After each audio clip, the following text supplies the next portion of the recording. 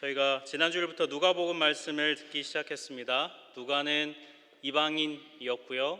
그리고 1차 목격자가 아니었습니다. 예수님의 죽음과 부활에 대해서 이야기만 들었던 사람이었지요. 그랬던 누가가 어떻게 복음서를 쓰게 되었는가에 대한 말씀을 지난주에 함께 나누었습니다.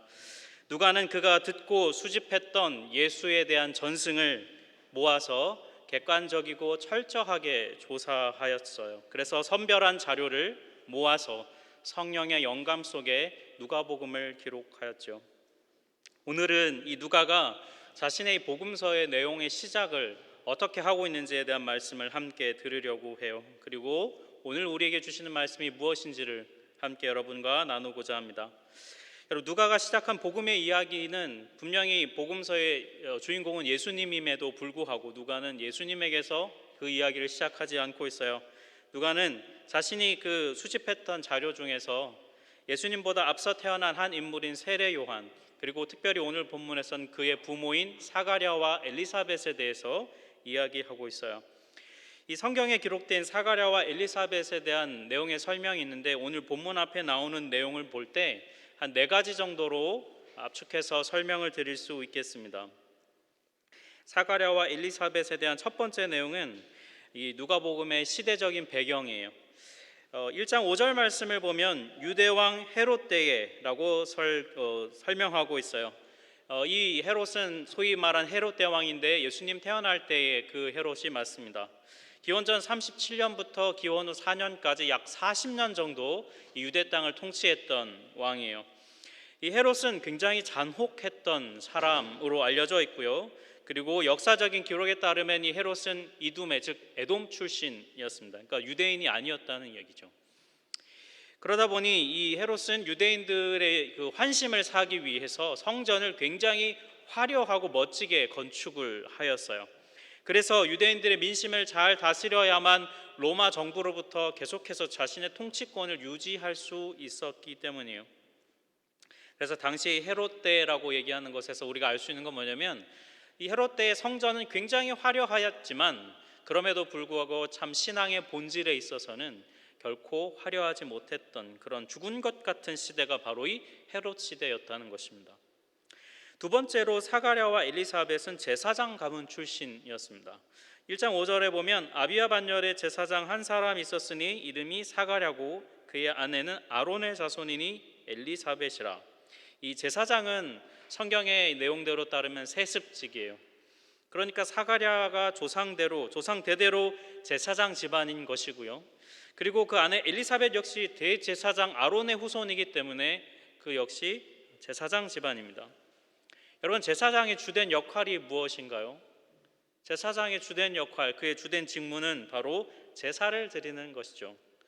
백성들이 가져온 희생제물을 하나님께 그 희생제물을 바치는 일을 그들이 담당했어요. 그리고 또 백성들에게 율법을 가르쳐주고, 그리고 율법대로 때로는 재판을 하기도 했던 것이 제사장의 역할이었습니다. 결국에 이 제사장은 하나님과 그 백성 사이에서 중보자의 역할을 하는 사람, 그가 바로 제사장이에요. 사가랴는 그런 제사장 집안의 후손이었다는 것이죠.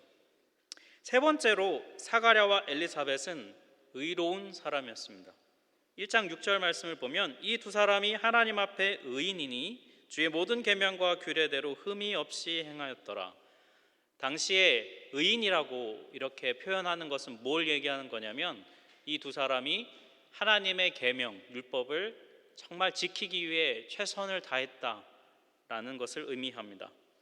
누가가 성경을 기록하면서 특별히 사가랴와 엘리사벳이 의인이라고 기록한 이유가 있는데요. 이건 네 번째 내용과 연관이 있어요. 네 번째로 내용을 볼 때, 그런데 이 가정에 있었던 한 가지 큰 아킬레스건은 뭐냐면, 당시 사람들의 관점에서 볼 때 이 사가랴와 엘리사벳은 하나님의 축복에서 제외된 가정이었다는 것입니다. 1장 7절을 보니까 엘리사벳이 잉태하지 못했어요. 자식이 없었습니다. 그런데 게다가 나이도 많았어요. 자식이 없다, 이것은 하나님의 축복에서 제외되었다, 이런 의미를 갖고 있어요. 당시 사람들의 인식에 도대체 사가랴와 엘리사벳이 어떤 큰 죄를 지어서 하나님께 지금 징계를 받고 있는 것이다 라는 것이 사람들이 보는 이 가정에 대한 시선이었다는 거예요. 자녀가 없다는 사실 이 하나만으로 사가랴와 엘리사벳의 마음에 갖고 있던 그 뿌리 깊은 죄책감, 그 마음이 얼마나 컸을까 우리가 짐작할 수 있어요. 그런데 그럼에도 불구하고 성경에서 말하는 이 두 사람은 하나님을 원망하기보다는 굉장히 신실하게 그 계명을 지키며 살았다는 것입니다. 굉장히 우리로 하여금 생각해 보게 하는 어떤 대목이죠. 누가가 앞서서 이들이 의인이라고 말하는 이유도 여기에 있어요. 이들이 자식이 없는 이유가 이들의 죄 때문이 아니라는 것입니다. 아무튼 자녀가 없는데 나이가 많다. 이건 뭘 얘기할까요? 출산 가능성이 없다는 것이죠. 현실적으로 불가능하다는 거예요. 사가랴와 엘리사벳도 분명히 이 문제는 이제 포기했을 것이에요. 이 사가랴와 엘리사벳에 대해 제가 한 4가지 정도 설명을 드렸는데 이거를 다시 한번 좀 압축해 보면 2가지로 다시 요약할 수 있어요. 첫 번째로 이 사가랴가 살았던 시대 환경이 굉장히 어두웠다는 것입니다. 영적으로 굉장히 암흑기였다는 거예요.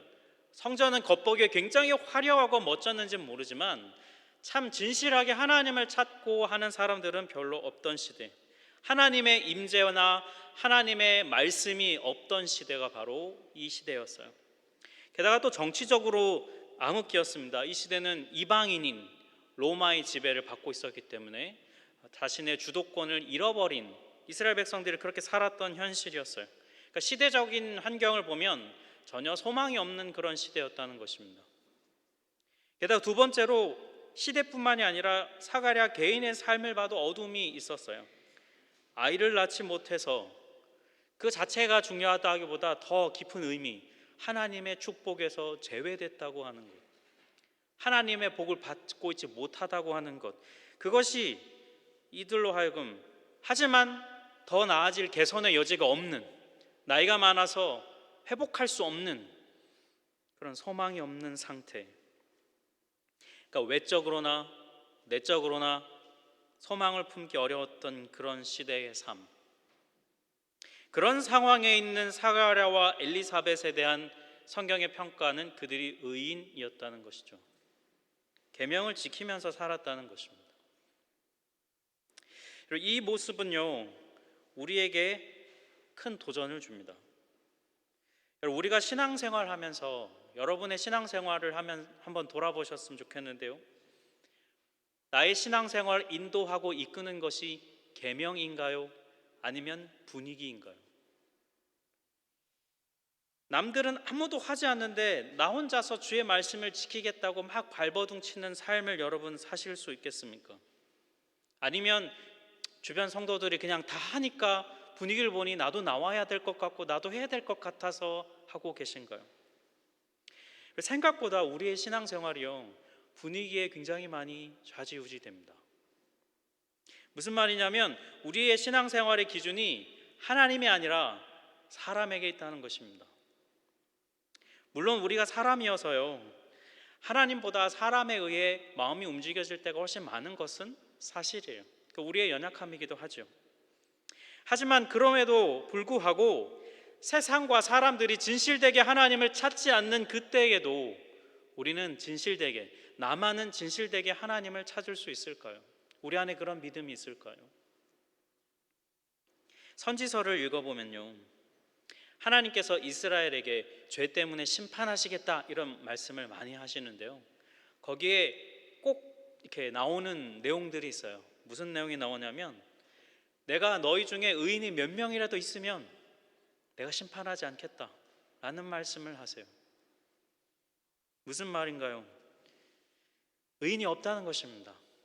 하나님 눈에 보시기에 몇 명의 의인이라도 진실되게 회개하면서 구하면 심판을 거두시겠다고 하는데 그런 의인을 찾아볼 수가 없다는 거예요.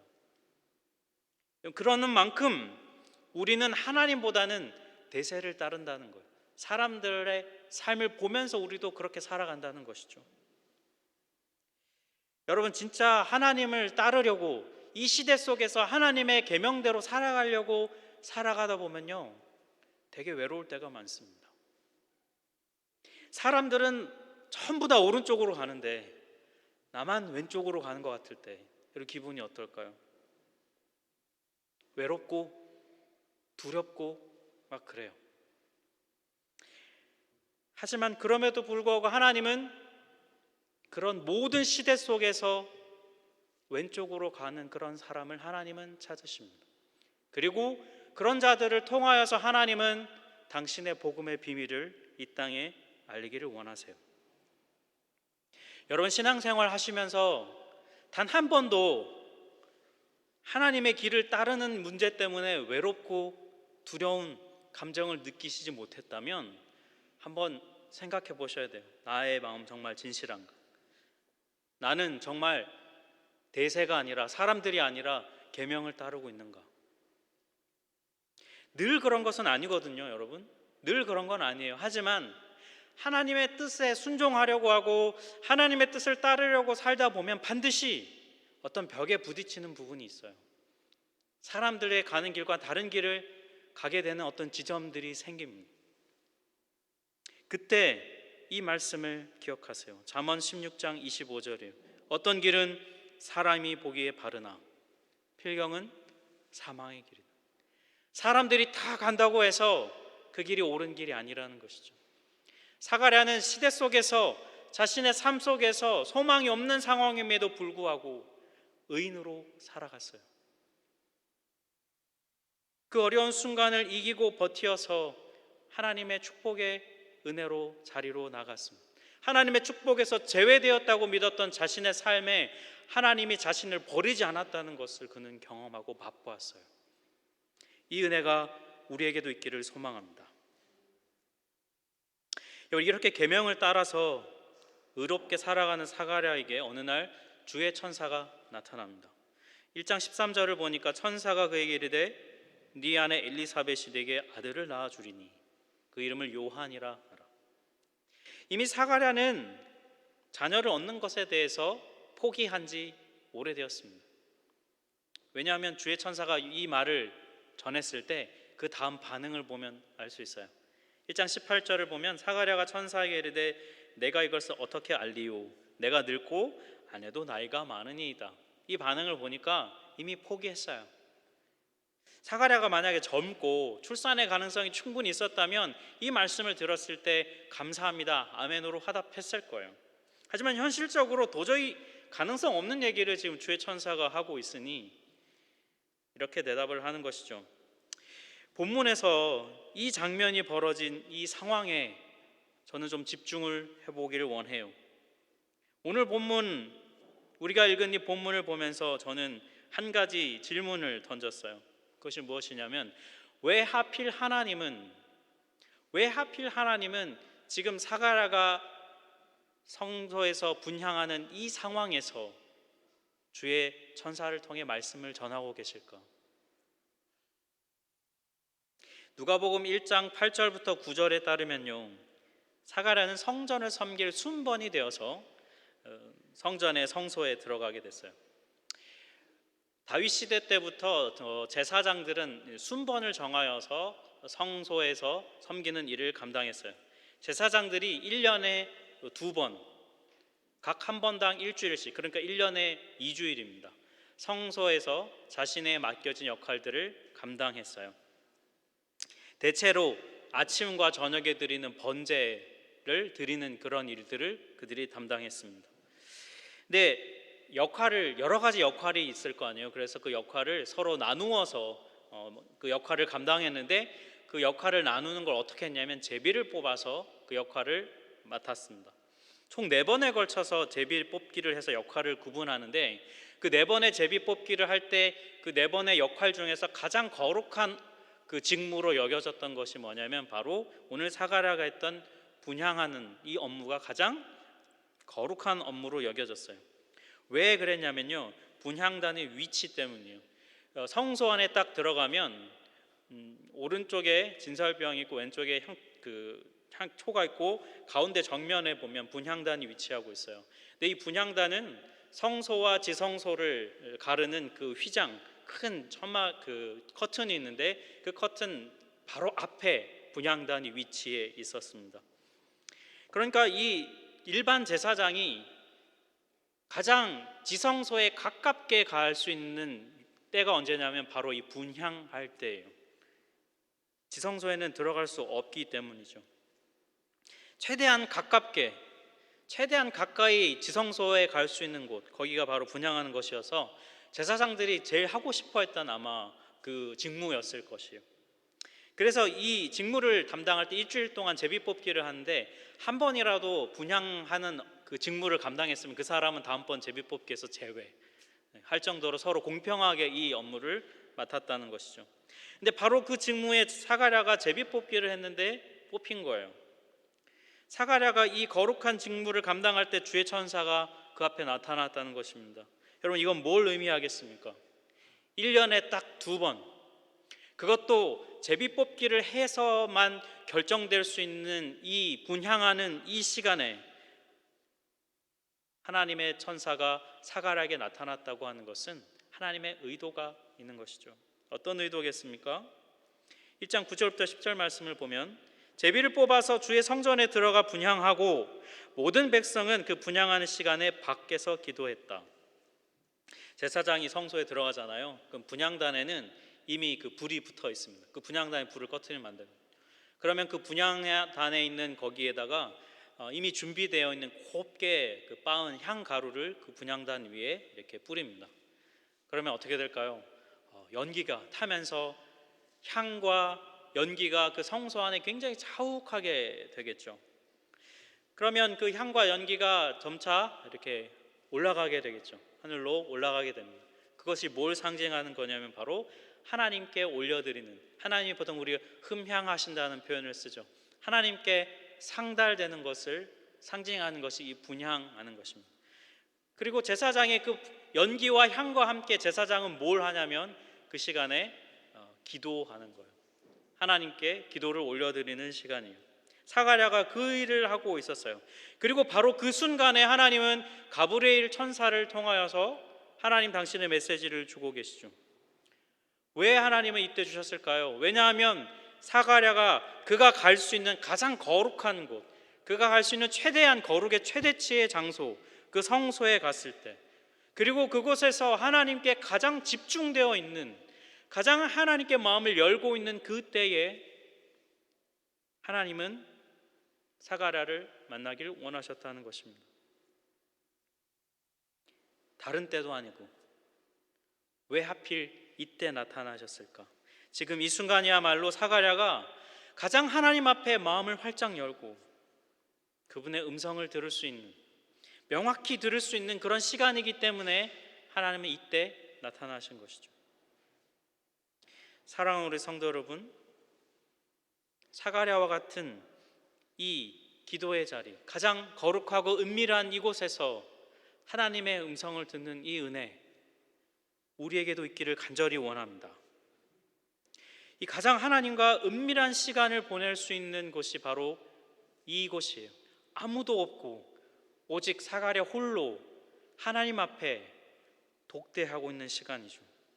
이 시간이야말로 가장 내밀한 깊숙한 우리의 마음을 헤아리시는 하나님께서 당신의 마음을, 당신의 생각을, 당신의 뜻을 우리에게 전달해 주시는 시간인 것이죠.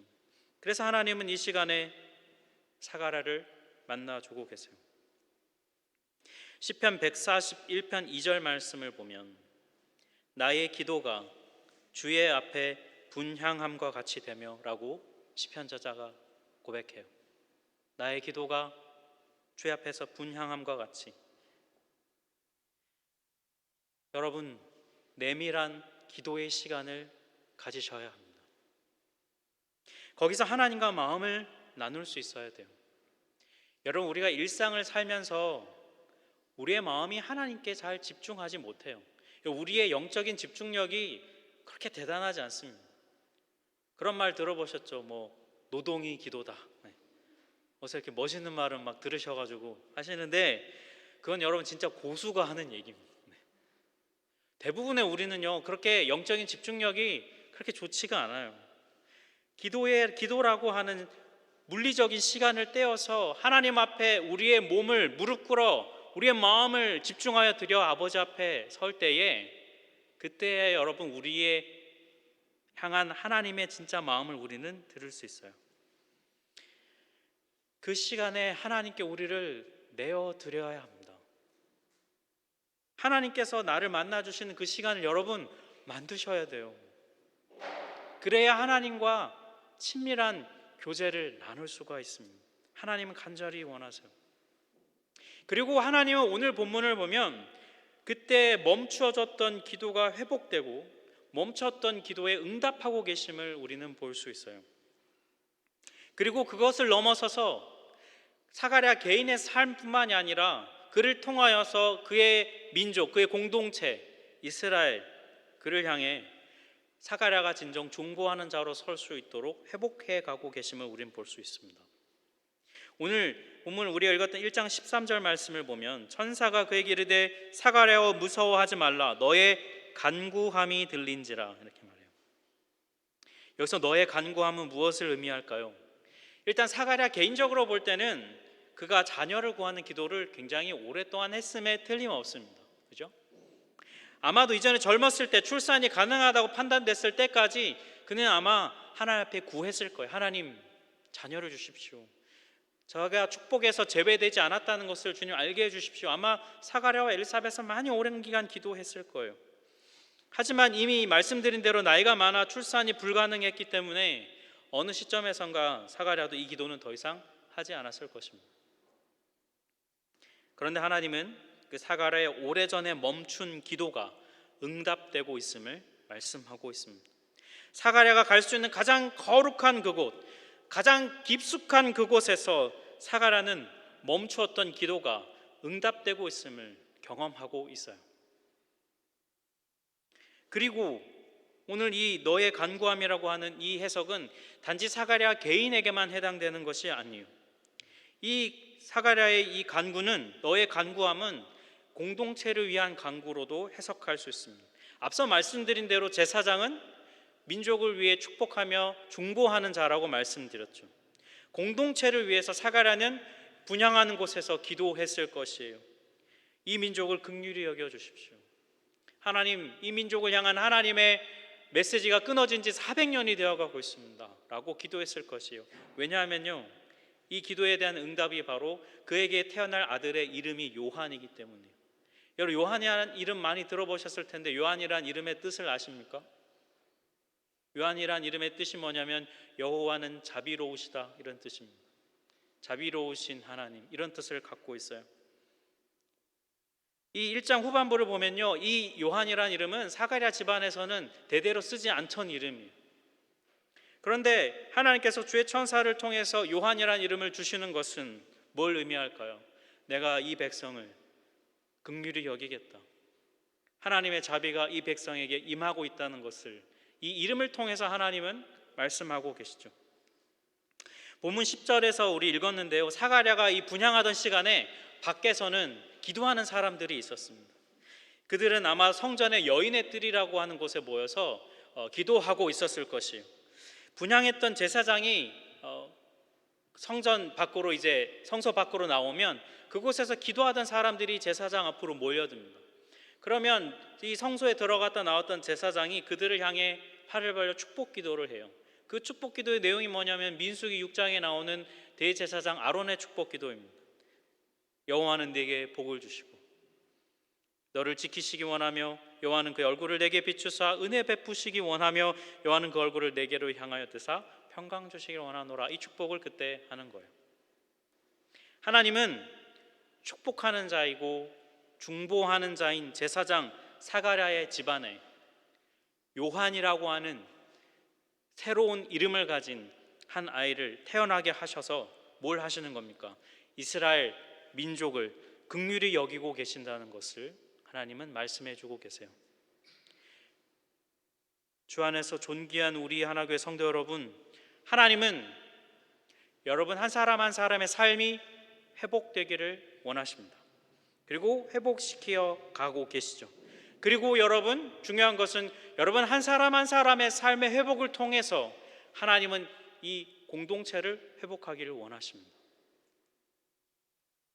여러분의 삶의 회복은, 나 개인의 삶의 회복은 그냥 나한테서만 끝나는 것이 아니에요. 나의 회복을 통해 하나님은 공동체를 회복하기를 원하세요. 공동체가 함께 하나님의 회복을 경험하기를 원하세요. 사가랴라고 하는 한 집안에 요한이라고 한 아이를 태어나게 하심으로 그 집안뿐만이 아니라 그 백성 모두가 다 회복되기를 하나님은 원하신다는 것입니다. 그러니 여러분, 기도하십시오. 여러분, 기도의 자리를 회복하세요. 하나님과의 내밀한 그 시간을 드리세요.